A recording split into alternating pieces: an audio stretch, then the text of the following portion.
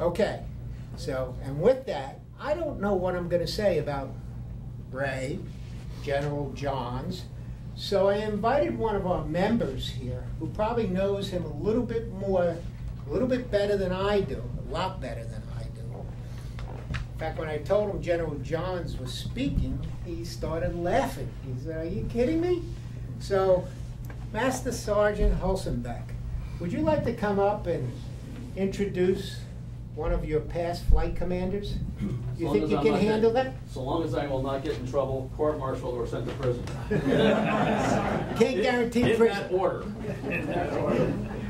In that order. Good morning, ladies and gentlemen. I am Master Sergeant Mike Huelsenbeck, retired.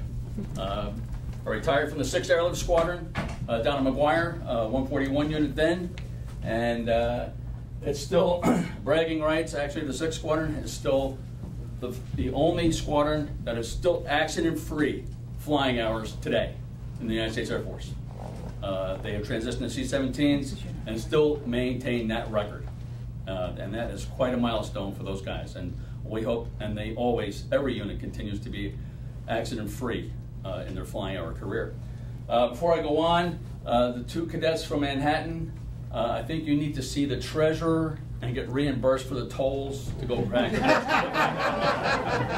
about that, okay? I mean, the senior NCO kind of guys that look out for you guys, so just be on top of that, right? So, harp on these guys, by the way, for that. So, I was asked to come up here, and actually, I had the great honor of actually flying with the general as my aircraft commander, as a captain then. Back in, I think, sir, I'm trying to think what the date was. I think it was '84 before we actually left McGuire.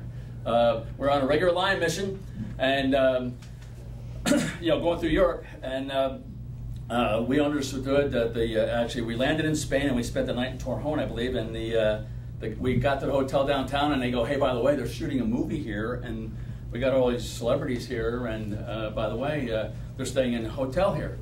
So when we found out who one of them was, we said, "Wow, really?" So the aircraft commander did not know anything about what the enlisted guys were doing. Okay, just to let you know that. Okay, so we, the reception guy was kind enough to tell us what floor this person was on. So myself and the engineer, we tiptoed onto the floor, and we actually just put a note on our crew orders, and we slipped it underneath the door, and we said, "Hey, we're in town, Air Force Air Crew, great fans.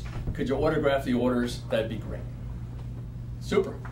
Well, the next morning, unbeknownst to us, the aircraft commander, then Captain Johns, got a white envelope given to him, delivered to him, and in this white envelope, each and every one of the crew got an autographed picture of Bo Derek.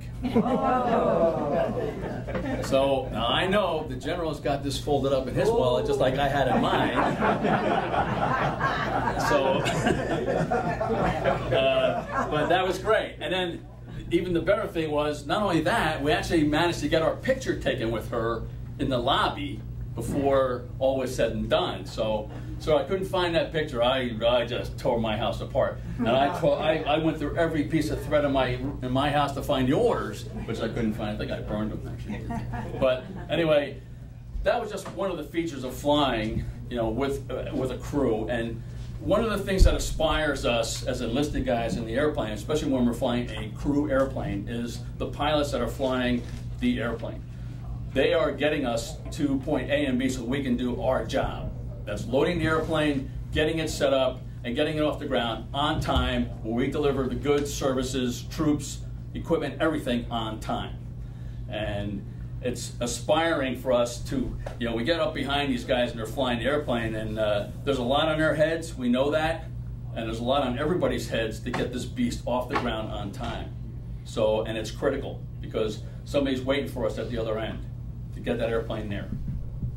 And it relies heavily on a lot of coordination, a lot of people behind the scenes, and then, yeah, we might be out front delivering the stuff, but there's a lot of people behind us that have coordinated all of this stuff: cargo, equipment, medical supplies, everything.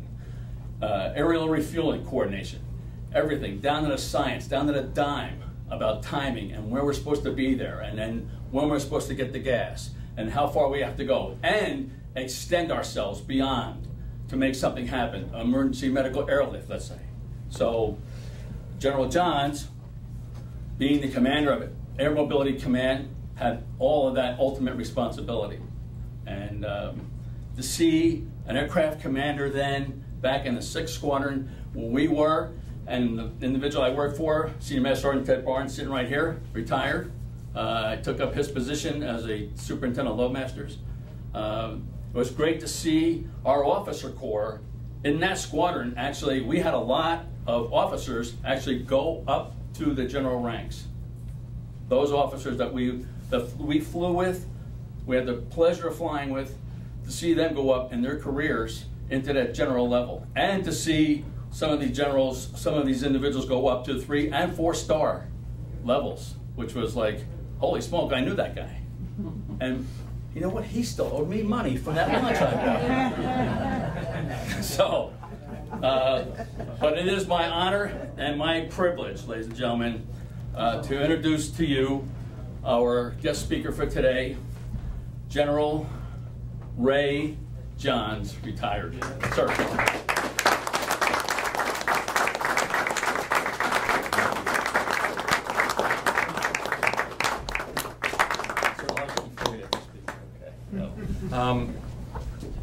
So a little bit, born and raised in Westwood, learned to fly at Teterboro. So when I was 14, you know, solo, all that kind of stuff everybody does, off to the academy, was an instructor pilot at Willie. Home was always here. As we raised our kids, we always came back to Jersey. The shore, Lavalette, stuff like that. So this has been our home. Through the career, just real quick, up through commands, I was the money guy in the Air Force, so I want to talk to you about some of that aspect of it. We were about a $120 billion a year entity. About 700,000 people are involved in this enterprise called the U.S. Air Force. I was a test pilot, so I've flown about 83 different airplanes, a lot from around here. And then when that all left, became the command of Air Mobility Command. McGuire was one of our bases, Stewart, and we did air refueling, airlift, and air medical evacuation. Retired and moved out west. My mom and dad are ill back in Bergen County, so I'm back here taking care of my mom and dad, and it's great to be home. It's always be home. A thought, though, if I could, about presence, and this is something I tried to do with AFA, and when I was the money guy and couldn't pull it off, but it originated here at the shore. So as a kid growing up, and you're down at the shore, you see all the American flags waving, and I always saw these Marine Corps flags underneath the American flag. Everybody who was a Marine had the red Marine Corps flag. And I said, why don't I see any airman flags? So we actually went to AFA and tried to do it and tried to fund it. Everybody who retired got an Air Force flag. And I couldn't pull it off, okay? There was just prohibitions against it, but it's an $8 flag. So in the state of New Jersey, if you think along 35 and all the wind blowing, why don't we see Air Force flags underneath our American flag? Just as you see all this. So, you're proud to be a Marine. Well, I'm proud to be an airman. So my dad has one. He's an airman too, up in our hometown. But just as a thought, for a gift to somebody, I got it. But to have a flag that waves underneath the American flag every day, somewhere, is something that also talks about who you are, and it sets up a great story. So on that, what I want to talk to you about, if I could, is if someone asked you what the Air Force does, how do you answer? How do you say what the Air Force does? It becomes a very hard conversation. And ma'am, what does the Air Force do? This is audience participate. I have Lieutenant Colonel, Commander of the ROTC. What does the Air Force do?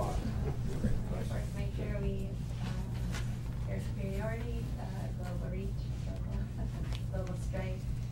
We get our equipment in place on time. Okay, so, and she's active, and she's overseeing all these folks, and I appreciate it. Let me try and offer you a simple framework to talk about what the Air Force does, okay?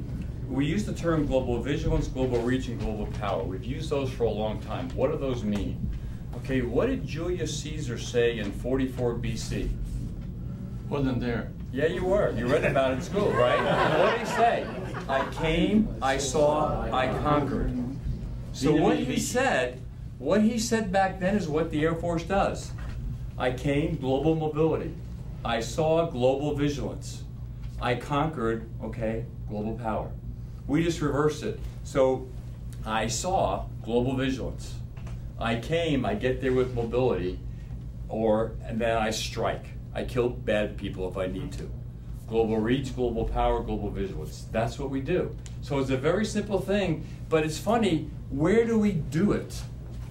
Okay, and when the Air Force started, and thank you for your service, because the Air Force you created came to me and is in their hands.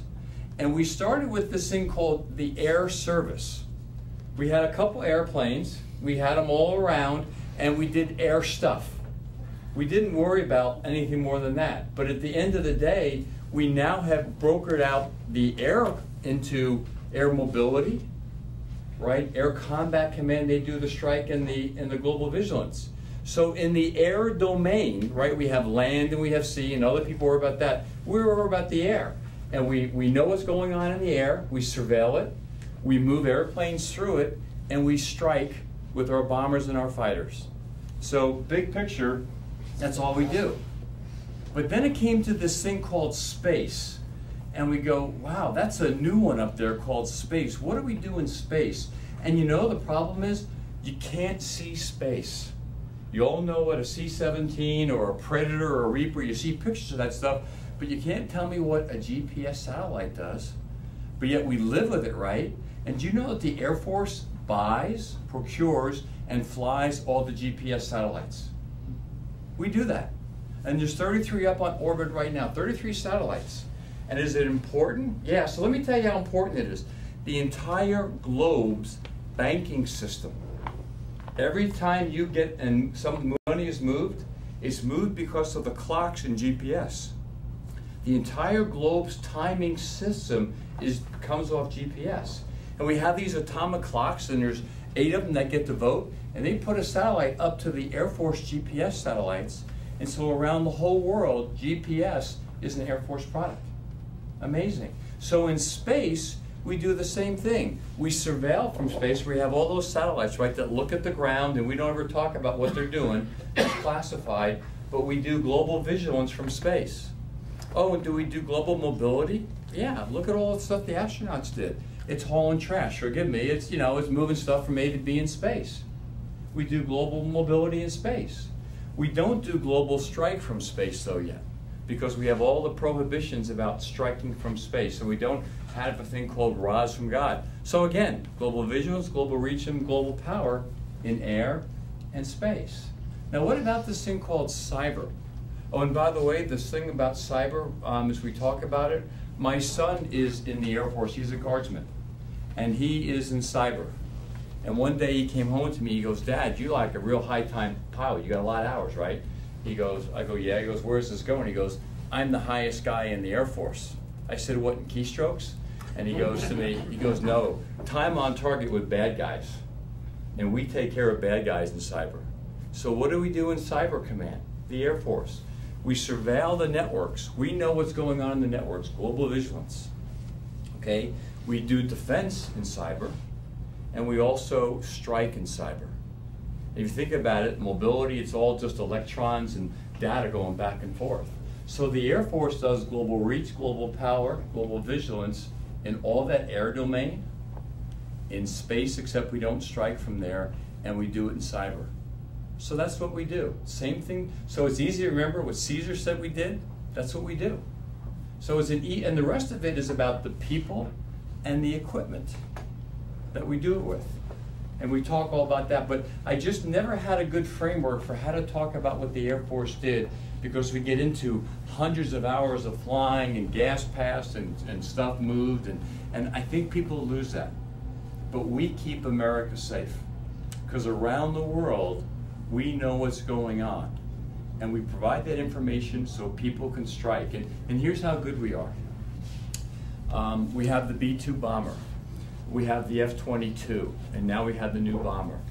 We can have an aircraft take off from Knob Noster, Missouri, and it can fly 18 hours and be anywhere in the world in 18 hours.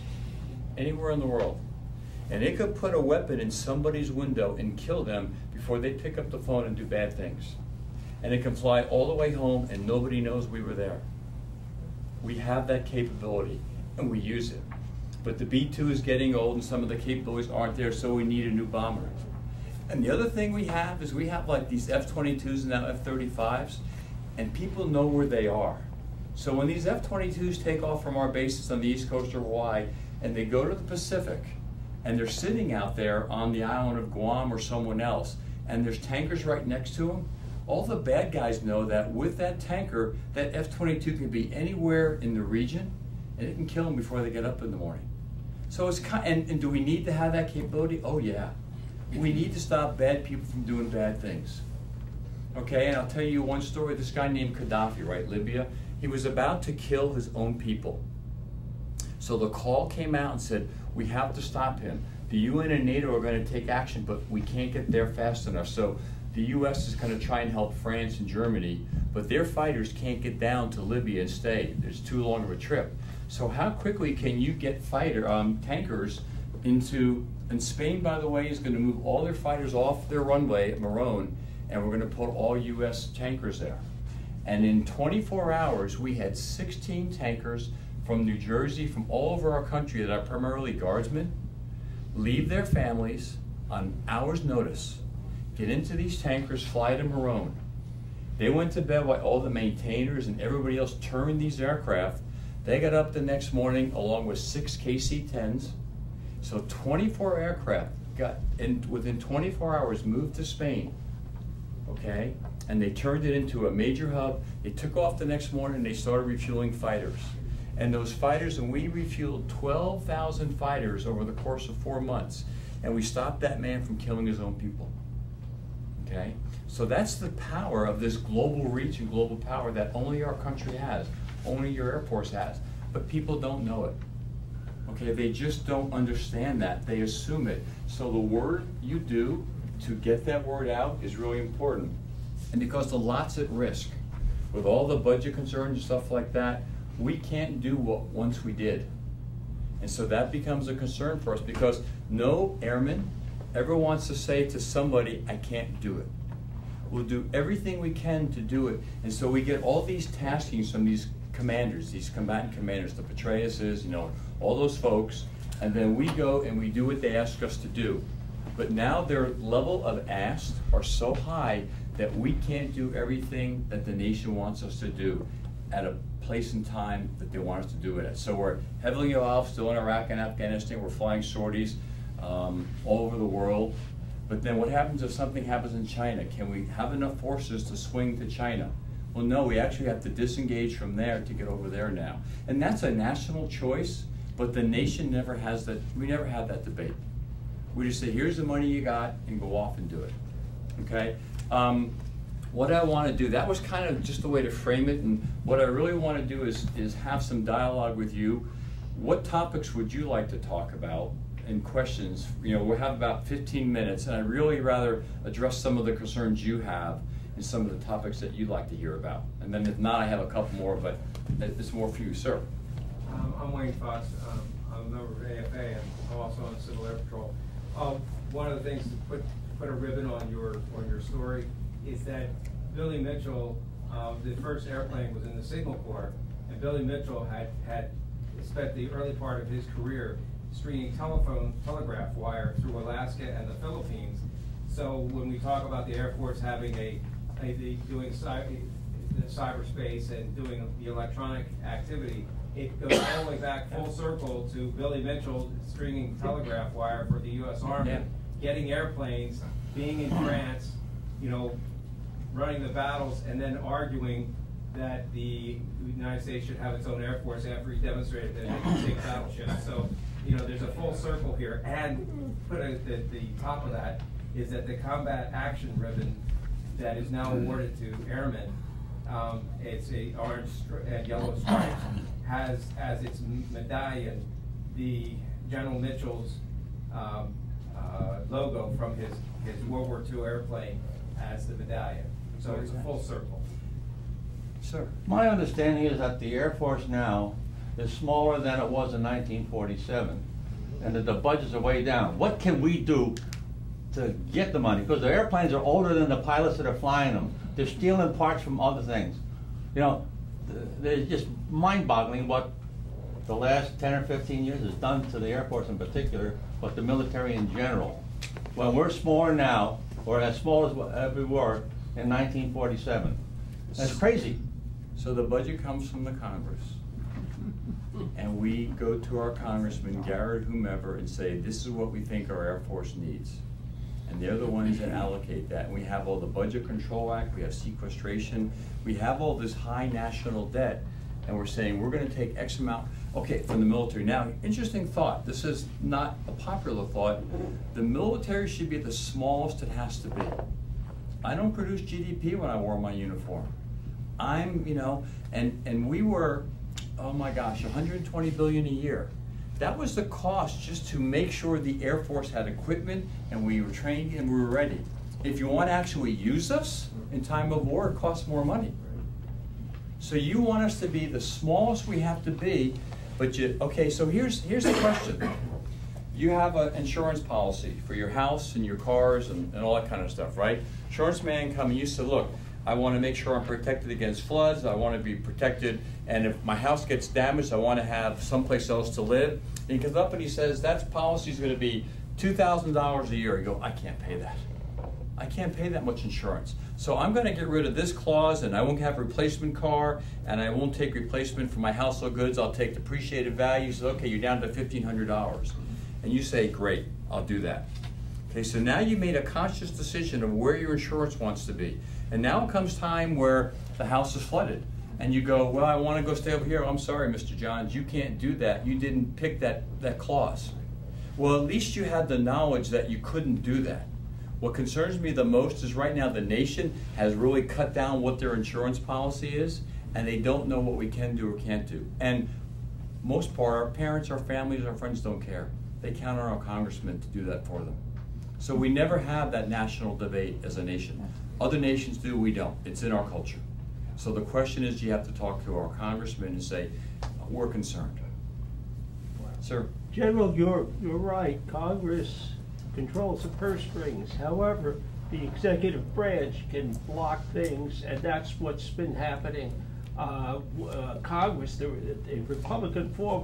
Republican-controlled Congress now wants to spend more on defense, but it's a constant stagnation back and forth, as we all know. Yeah, I'm not going to say it's Democratic or Republican. As a military member, I didn't grow up with a political affiliation. I grew up defending the Constitution, and so I'm still of that ilk.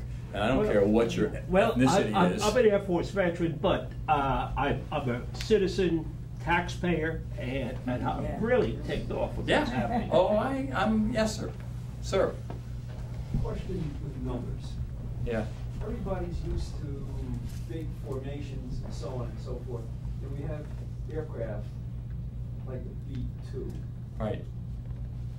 You don't need well, we need more than 20, okay, so that's a good thing. We said we need 100, but here's the thing. Some of that, remember years ago they were Ps, P-38, P-61 patrol aircraft. Right. They went to this thing called fighters, and we have cargo and we have bombers. But the aircraft we're building, the F-22, is it really a fighter? Or the F-35? I gotta tell you, when those things go up and fly, they are sensors. That F-22 soaks up everything that's out there. And it is a phenomenal intelligence, surveillance, reconnaissance platform. And it can put that stuff out, and it can tell you, so we will use the F-22 with, you know, as a fighter to go in and censor what's going on because you can't see it. Okay? And so since you can't see it, it can pick up all the signals intelligence. Oh, and by the way, it can also drop a weapon if it needs to. And so this term, this thing of fighters and bombers, I think that's an older term. But as you see us go forward, we're comfortable with it, and we're slow to change. But that definition is really not helping us, I think. Yeah. Sir? Because I read the Air Force magazine now and read it religiously. But I heard a BRAC, but, you know, base realignment and closure. Oh, yeah.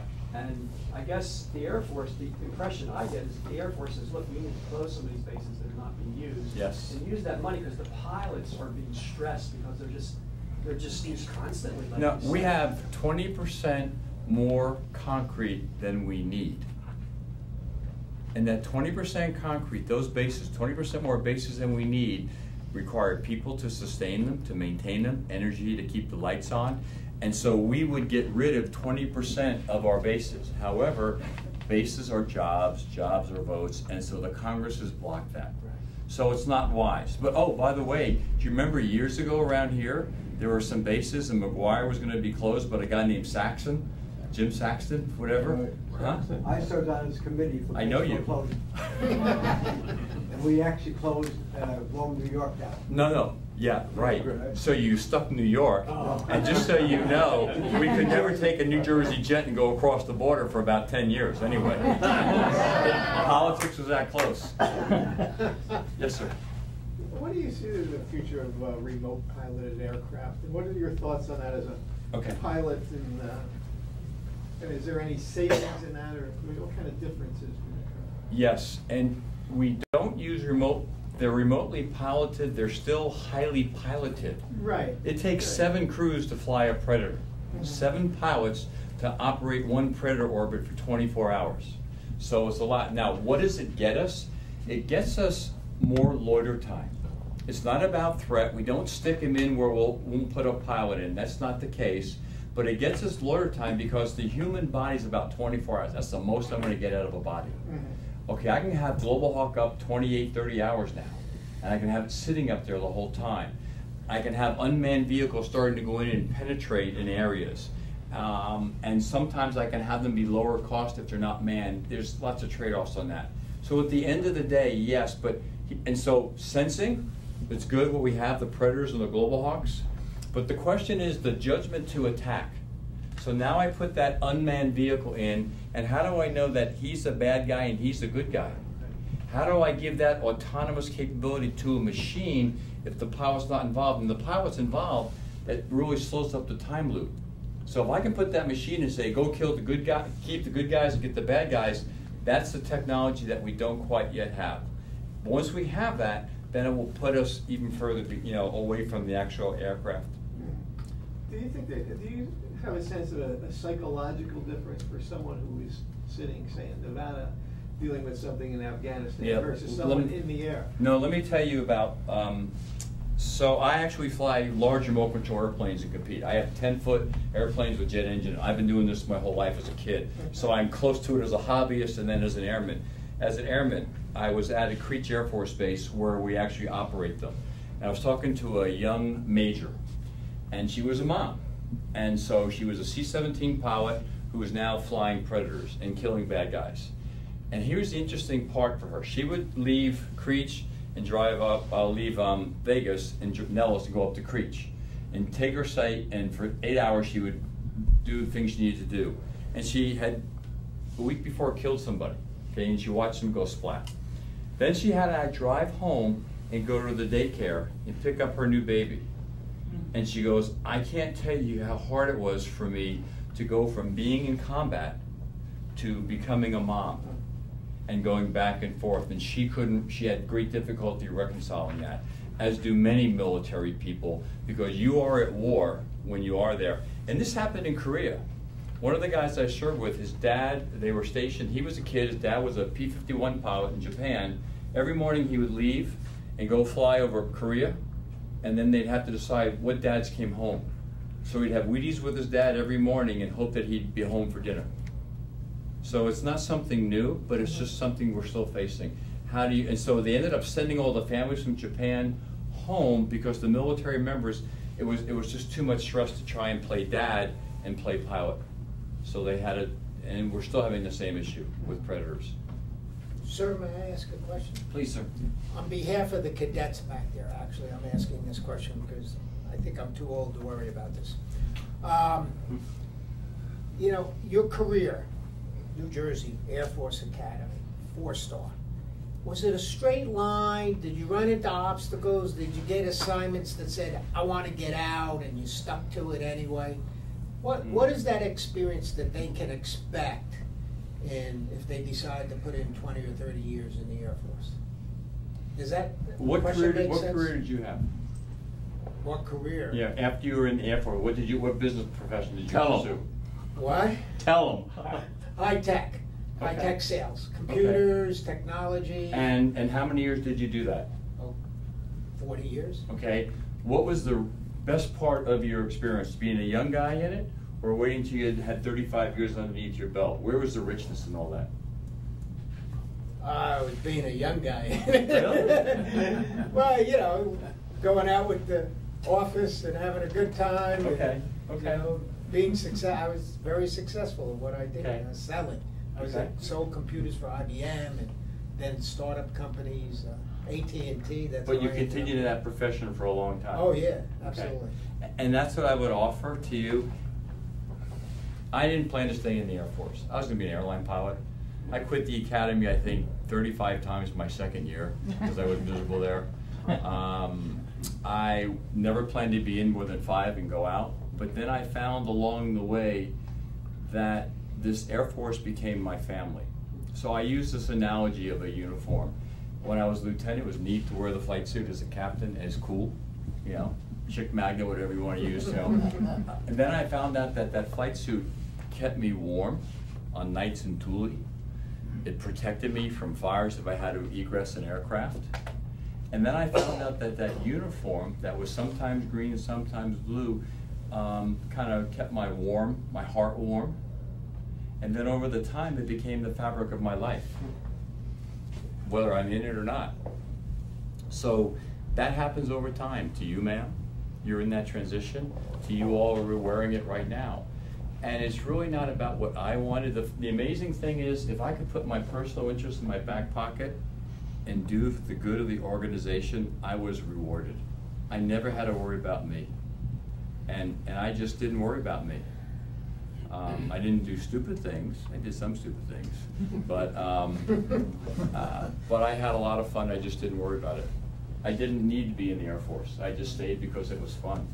Not probably a good answer.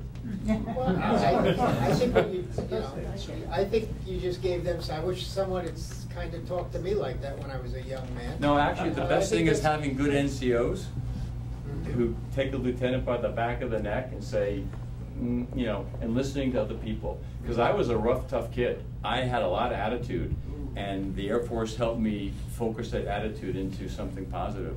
Because I was getting in a lot of trouble. I mean, a lot of fights. Yeah, I came from Jersey. In fact, people would say the Jersey kid is out, and you know he's loose, because you know that's how we were raised. Okay. So, sir, you Please. mentioned Jersey, and I don't mean to put you on the spot, but Okay. doing my homework, I called National. I said, well, he's a life member. Where does he belong? And they said, Hawaii. Mm-hmm. I why don't we get that transferred to New Jersey? That's where I retired. Okay, that's where kind the of what I home feel. is, Okay. and we moved my dad's sailboat from Lavallette out to Hawaii. Okay. That was the plan, and then I'm out sailing with my dad, and he couldn't sail in a straight line. And some of you know him, and so he's suffering from Alzheimer's. So I'm here to take. My mom is blind, so I'm here to take her away of weekend duty. Okay. With my mom and dad. Who's an airman, B-36 guy who flew 72-hour missions with a thermonuclear weapon over China. They never dropped one, but he's got funny stories. Mm-hmm. Anyway, so anyway, other questions for you all? Sir.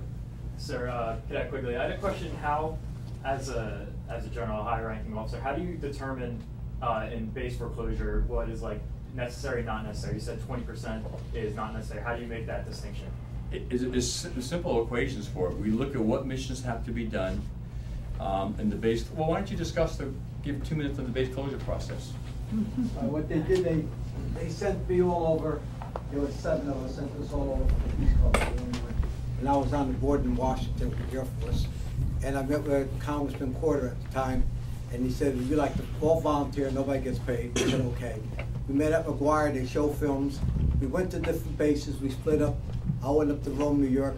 And the reason why Rome, New York was chosen over McGuire is because they had to get the fuel in by barges. And in the winter, it froze. So then they had to tank it in.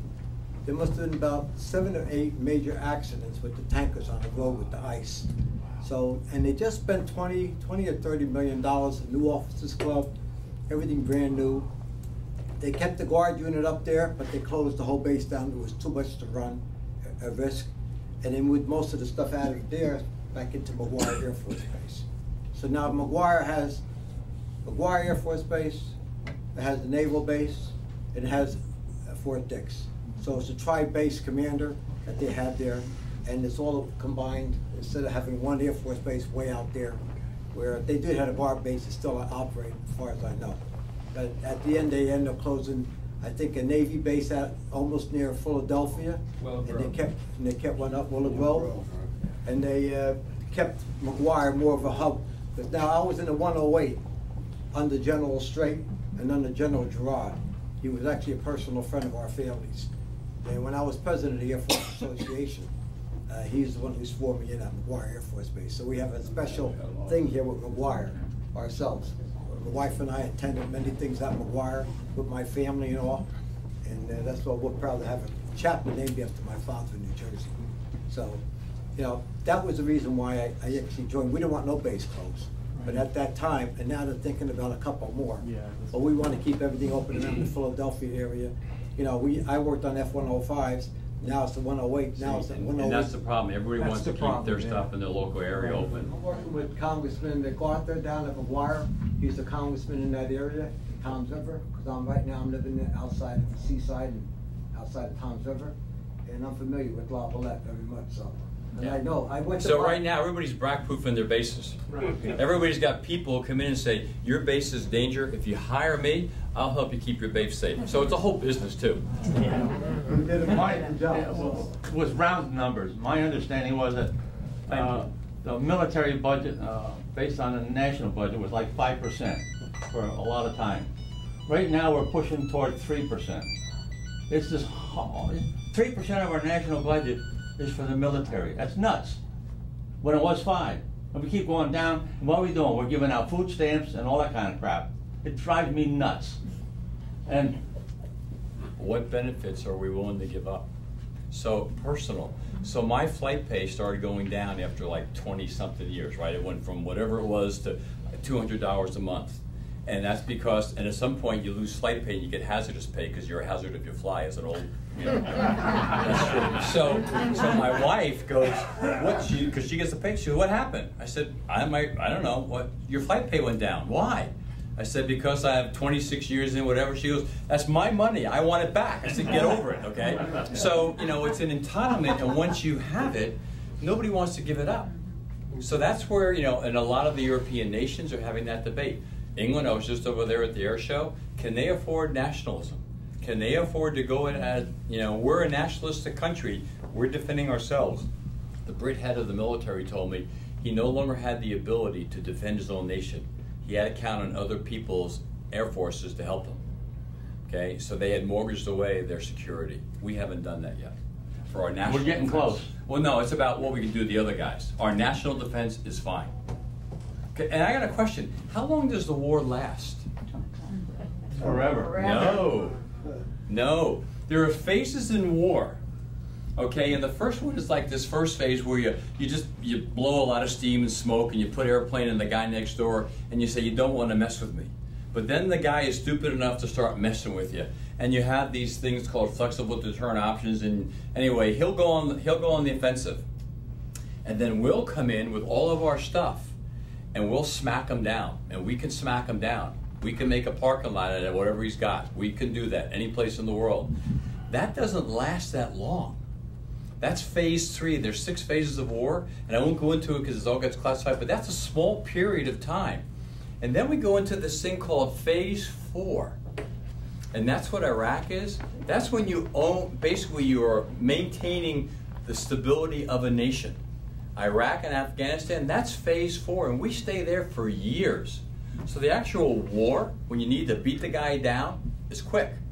So we as a nation have to decide how long do we want to be in these other nations, and then what's the outcome? What are we responsible for in Iraq and Afghanistan? We're still in Europe, forever. Yeah, but the Marshall Plan that we have with Japan and Europe, that was a good plan. It built them, and they're independent. They were built up for success. What we're doing in Afghanistan, Iraq, will they ever become independent? I don't know. And that goes into beyond the military instrument of national power. Sir?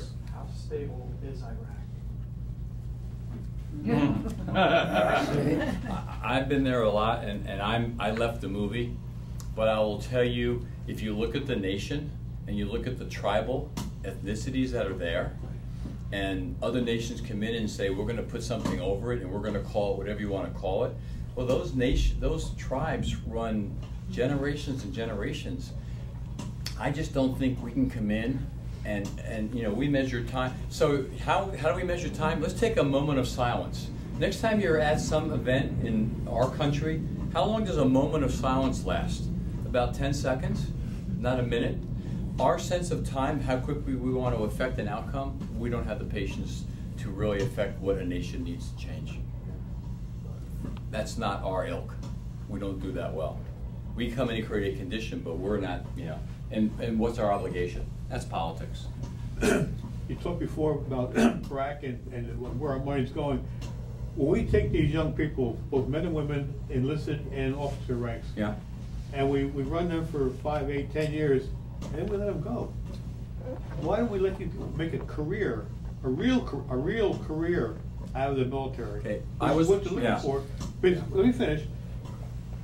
You work it for 10 years, you put them out, because now I can get you're a captain, I can get a second lieutenant for half your money. And I'm sure the finance is a big deciding factor in how many you keep or who you keep. There are other, okay, so I was on the Air Force Commission. There were 8 people by the President to restructure and how we look at the active guard and reserve. In the active duty, as you go up, we don't need, you know, only 1% of our enlisted force needs to be a Chief Master Sergeant because of their responsibilities. You don't need a lot of airmen to work on the airplane. And just in your companies, you know, as you go up toward the CEO, you don't need as many people. In your business, you can stay and you can be a journeyman or a master craftsman as long as you want. In the Air Force, we had this up or out thing. The commission said, we don't think that's a good way. We think we need to let people have an alternate career path where I just want to stay a major and fly, or a master sergeant and be a load master. There shouldn't be an up or out. And the Air Force is don't penalize them for being successful. I'm sorry? Don't penalize them for being successful. They're not, but also they have the option of going into the Guard and Reserve. And there you can do that for the rest of your life and enjoy it and pretty much be full-time. So the Air Force is trying to change its aperture because the up or out, a lot of wonderful people were leaving before they wanted to by virtue of the system. So that system is changing. But if you don't want to leave, that's what I'm saying. Yeah, no. You're an E8 or an E9, you want to sit there fat, dumb, and happy. And there's nothing wrong with that. Because you work your butt off to get to that point. I was an enlisted man. Right. And why can't you, why can't because you? Because they're limited on the end strength. The Congress says you can only be this big. And we are smaller, okay? We're about 300,000, 328,000 right now active duty. But the problem is if you stay in that position, then nobody can come up behind you. So you kind of constipate the whole system. So those younger tech sergeants and senior go, well, why doesn't he retire so I can take his job? I'm as good as he is now. So that's the culture we have. And it's not unique to the Air Force, but that's what we're trying to say. Let's not do it. Let's do it a little bit more like this. Well, you put them out in a time of their life where they've, I wouldn't say wasted 15 or 18 years, right, but they get nothing for it. There's a move afoot for that. Oh, well, they get their retirement, which has been changing, but the Air Force loses those great skill sets that have been seasoned. So that's what's actually changing. It is changing. It's in the process of changing right now. The up or out's changing. I remember when I was in the service, I knew a couple officers, and they were worried about RIF. Sure. This one man was a light colonel. He said, and if I don't make colonel next time around, he says, I'm out. Okay, so now is an issue about money. 10,000 people cost $1 billion a year in labor costs. So we had a discussion one day. The Secretary of the Air Force called us in on a Saturday and said, okay, you're going to take the Air Force from 360,000 to 300,000. You're going to do it right now. Come back to me and tell me how you're going to invest the $6 billion. And it was all about reducing our end strength to take the $6 billion from 60,000 people and buy new equipment. And so that was a conscious decision by the leadership, because another thing is readiness. It takes us so many years to buy an airplane, to get it into the system and all that kind of stuff. Readiness is important. How many times you're flying, how ready are your aircraft and all that. I can mortgage that, and then I can buy that back quicker. So a lot of times we'll mortgage how competent you are, because I can buy it back in a period of years, where it takes me a decade or two to get the next bomber or the next fighter. And so those are trade-offs you make real time based on the threat. But right now the threat is pretty high. You got Russia resurging. Okay, you got China. You got this crazy guy in Korea. And then you have all these acts of terrorism. So right now the threat is probably the highest it's been in a long time. So that's why you hear people talking about the need for readiness. I have to be ready. I cannot have half the C-17 say, sir, call me in 2 weeks. They have to be ready to fly tonight, or the tankers, or the fighters that are sitting alert. I can't have tiered readiness in the Air Force because it's too precious. Other services can. The Navy, for example, the Navy aircraft, they have to go on a carrier. If they're off the carrier, there's no room for them on a carrier, they can be not so ready. They can take months to get up to speed. But we're going to launch the Air Force tonight anywhere in the world. They all have to be competent and confident that they can do their job. So readiness is really important to the Air Force, and it's different probably to the other services. That's why you hear them talking about being ready to fight tonight. And we do. And that issue in Spain was clear. You know, all those aircraft overnight, and they were all ready, and they're all working on each other's airplanes. Okay, I'm well past the time. Only a minute or two. Really. Okay. Yes, ma'am. But I'm going to go one more question. Sure. I was just wondering if the Air Force was allowed to be run by the men who know what they're doing, the military, instead of the politicians. Do we have a good chance to get rid of this ISIS terrorist cells? No. Why? And I'll tell you a story, and believe it. I'm sitting with the head of the Times Mirror in the Philippines. He's the editor. And we had just declared the Abu Sayyaf and the MLNF as terrorist groups. And he grabs my hand and he says, Ray, now we can justify killing them because there are now terrorist insurgents and they're people who are in this country. He said, Ray, do you know 20 years ago we called them freedom fighters? I said, what? Their fathers were freedom fighters, we're giving them money. And 20 years before that, we called them terrorists. And so, Ray, what I see is this is the people that are called the disenfranchised. They never have a chance to be in the system and have benefits for their family, raise a family. They're not part of the ladder. They never get on the ladder. And across our globe, there are a lot of people who are disenfranchised. From Thailand, a lot of these folks that are in these, these terrorist groups, they have no sense of family. Their family is this terrorist group. They have no sense of what's going to be good for my family tomorrow. They have no future, so why not do what they're doing? So to me, the ISIS, or they call it Daesh, what we have in the Philippines, what they have in Thailand, what they have all around the world, you're always going to have the disenfranchised, and they have no future. So these acts of terrorism, to me, they've been around, and let me be really funny. What would you have called the people that settled our nation? What did the Brits call them? Were we patriots, our founding fathers? Or were we like, get them off the aisle, put them on a boat and send them to America? So our founding fathers may not have been viewed as the best Englishmen. Like Australia. So at the end of the day, this problem will not go away. We'll label it, but the question is, their ability to, it used to be really local. Now their ability to affect people across the globe, that's what's really threatening to us. If it happened in your backyard, you call it the thugs, you call it mafia, you call it whatever you want to call it, okay? But now they have global range. And with the media, there's global attention. And they're not afraid to die. No. We don't want to die. They're not afraid to die, but they're going to go to a better place. Exactly. Or if they don't die, their family will be killed because their family is held hostage. Yeah, so no, I think it always exists, but again, their ability to range and affect us, that's the scary part. Quick follow-up to that. Yes, sir. Who's funding that? Anybody really know? I don't have a good answer to that. I don't have a good answer to that. Okay, thank you for the time. It's great to be back.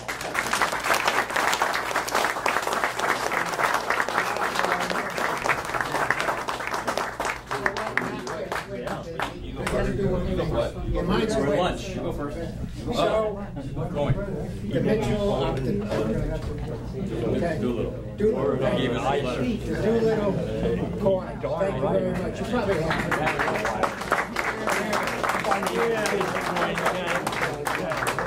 Real quick, folks. When the officers come into the squadrons and stuff, they do like 2 years or whatever, and they just shove them out, and we don't see them. And the enlisted guys are going like, hey, where'd that good guy go? Holy smoke, now we got a new You guy. get a Oh, plaque, no. right? Yeah, so those that are like squadron commanders, they always get a big fanfare and a send-off and whatever, and when people and the enlisted guys, they retire, they always get something big and stuff like this. So it's like, wow, we lost some really good, great aircraft commanders, and they just kind of like, they fade out, they go out the door, and they're on the bigger and better, of course. So I came up with this right at the last minute here. My son, actually, you met him, sir? Yeah, sure. Senior Master Sergeant Chris Huelsenbeck. My son's still active in the Air Force right now. He is into this business now, and just so you can have something to hang on the wall from the squadron here. So it goes General Ray Johns, Mission Airlifter, and that's all the way around. This is my last flight in the Air Force. I still flew with this squadron when I became a 4-star. It was a different airplane, but it was that special of a unit. And so, thanks. You bet, sir. Like squadron commanders, they always get a big fanfare and a send-off and whatever, and when people and the enlisted guys, they retire, they always get something big and stuff like this. So it's like, wow, we lost some really good, great aircraft commanders, and they just kind of like, they fade out, they go out the door, and they're on the bigger and better, of course. So I came up with this right at the last minute here. My son, actually, you met him, sir? Yeah, Senior Master Sergeant Chris Huelsenbeck. My son's still active in the Air Force right now. He is into this business now, and just so you can have something to hang on the wall from the squadron here. So it goes General Ray Johns, Mission Airlifter, and that's all the way around. This is my last flight in the Air Force. I still flew with this squadron when I became a 4-star. It was a different airplane, but it was that special of a unit. And so, thanks. You bet, sir. Real quick, one more thing, and I'll get out of your way. The 2 cadets from Manhattan, make sure you see the treasurer about that toll gig. Mike, thank you. I said, he doesn't always walk, you get to a certain age and the flight suit's no longer a chick magnet. They no longer fit either. He volunteered to wear that today, and I appreciate that. So, okay, so we're ready for lunch. We're going to officially adjourn the meeting at 1 o'clock, but let's have lunch, network. I'm sure other people, maybe you want to ask General John some more questions, and we can pound them into the ground with questions, but that's it for now. Have lunch. We're going to bring in the lunch. Excuse me?